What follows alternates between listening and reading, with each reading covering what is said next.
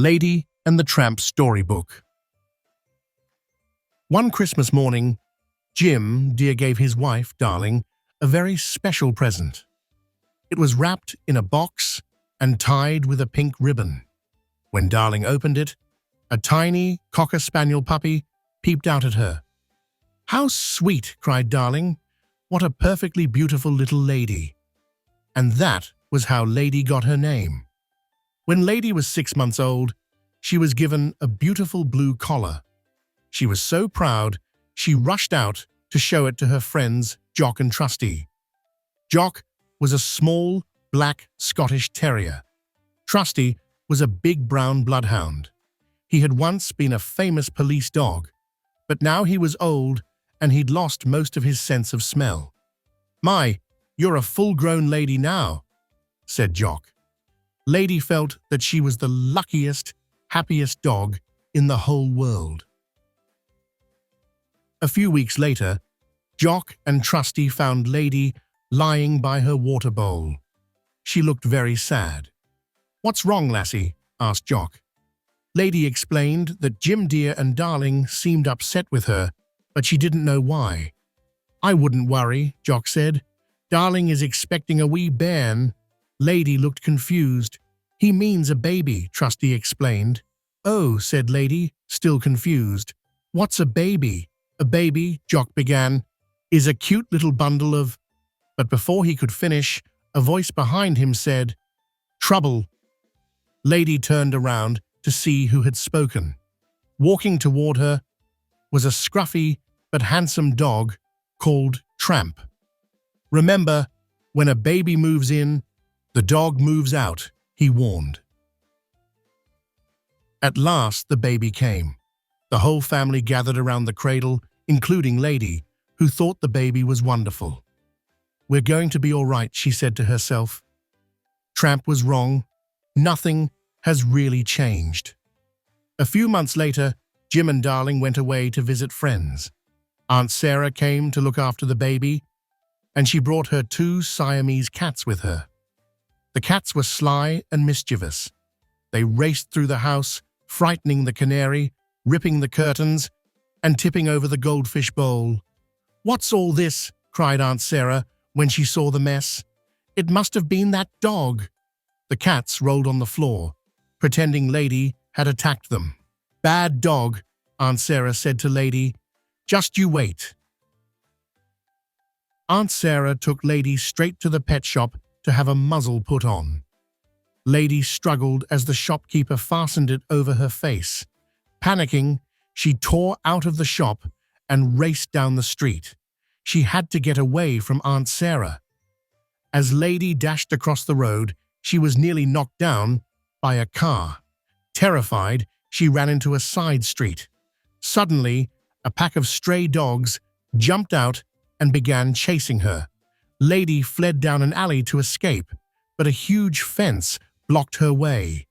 She was trapped. Just as the dogs were about to attack her, Tramp jumped over the fence.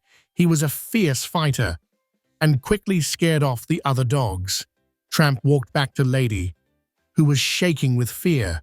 "Oh, you poor kid," he said, looking at her muzzle. "Come on, we've got to get that thing off."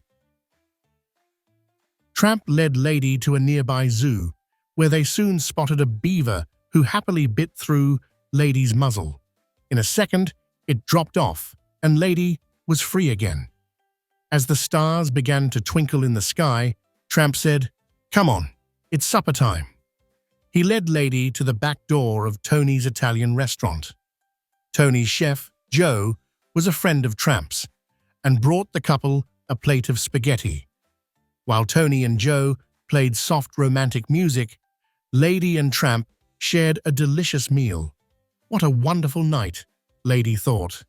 Suddenly, her lips met Tramp's. They were both eating the same strand of spaghetti. Lady blushed, and the 2 dogs gazed dreamily at each other. They were falling in love. After supper, Tramp took Lady for a stroll in the park. Soon, the 2 dogs fell asleep together under the stars. The next morning, Lady woke with a start. She had forgotten about the baby. She needed to go home to care for him. As they approached Lady's home, Tramp spotted a hen house. "Follow me," he shouted. Tramp began chasing the chickens around the farmyard. Feathers flew everywhere. Suddenly, there was a loud bang. "Come on!" shouted Tramp as he squeezed under a fence. "That's the signal to get going." Tramp and Lady dashed round the corner. They splashed through a stream and jumped over ditches. Tramp raced ahead. When he turned around, Lady was nowhere to be seen. She had been caught by a dog catcher. Poor Lady was taken to the dog pound. Lady's eyes filled with tears as the door of her cell clanged shut behind her.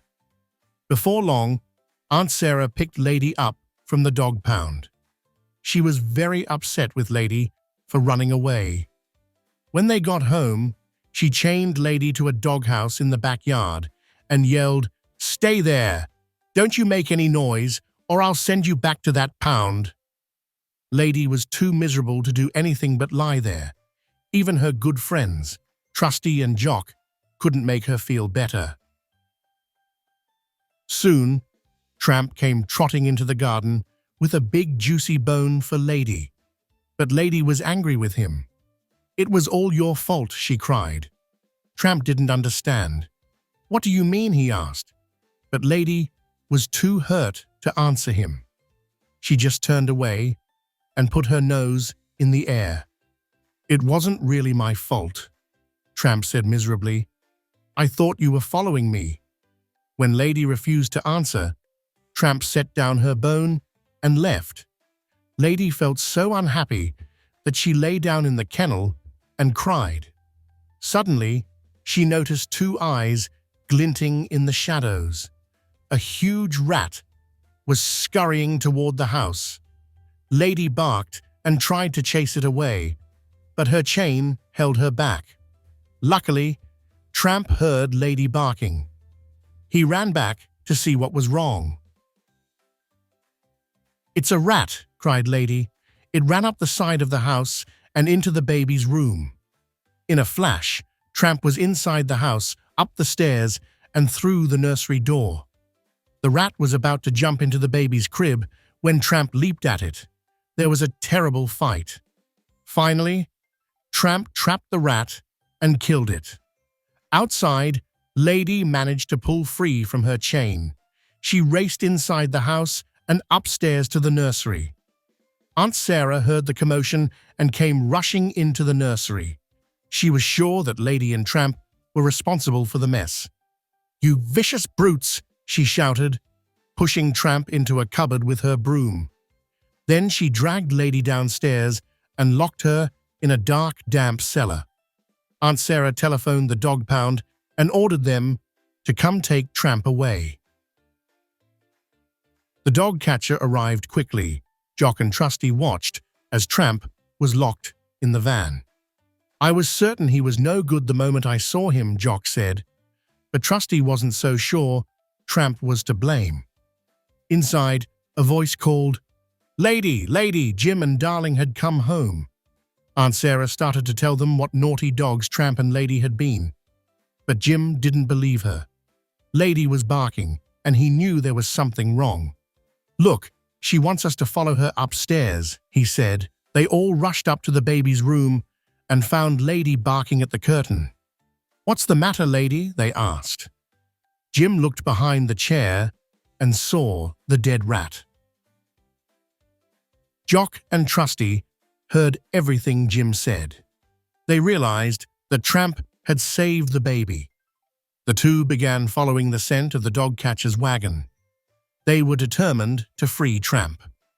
When they finally caught up with the wagon, Trusty barked at the horses. "Look out, Trusty!" called Jock, but it was too late. The horses reared in fright, and the wagon crashed onto its side. Trusty was stuck underneath. Suddenly, a taxi drove up with Lady and Jim Deer in it. Lady jumped out and raced over to the wagon.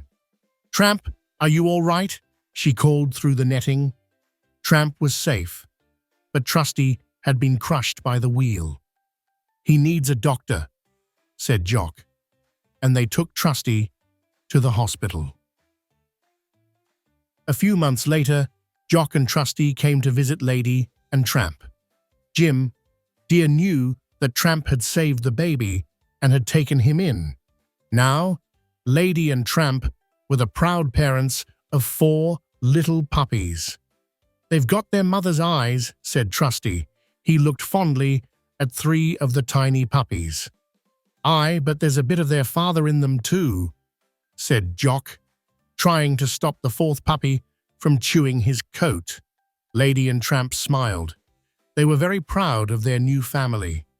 Tramp looked down and thought of how his life had changed in a year.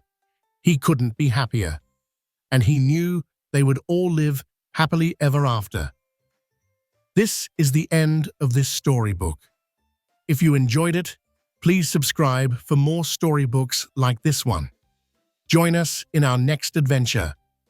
Bye for now.